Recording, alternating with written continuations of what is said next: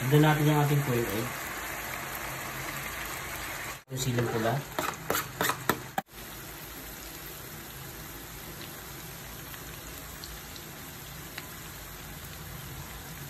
So, liempo.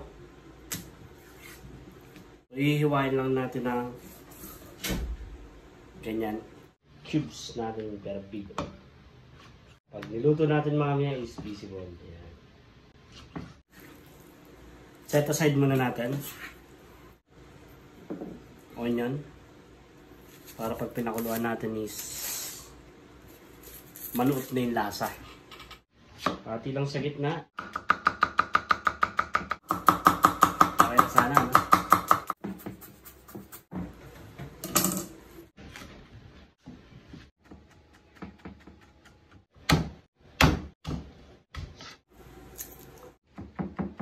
Lagyan na natin yung bay leaves.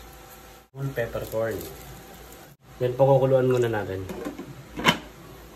After natin mapakuluan yung ating pork, isa-set aside muna natin.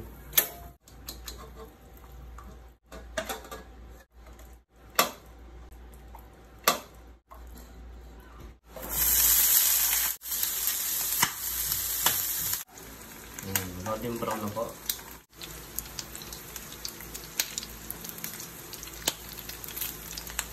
Takpan muna natin. Pinrito natin. After natin maprito yung ating baboy, i-set aside muna natin. Ano natin yung star anise. So, ano natin yung ating pork. Add natin yung sugar. Oyster sauce.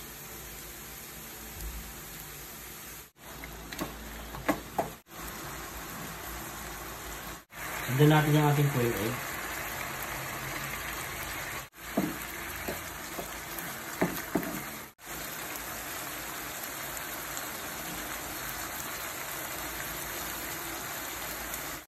Lagyan natin yung ating siling pula.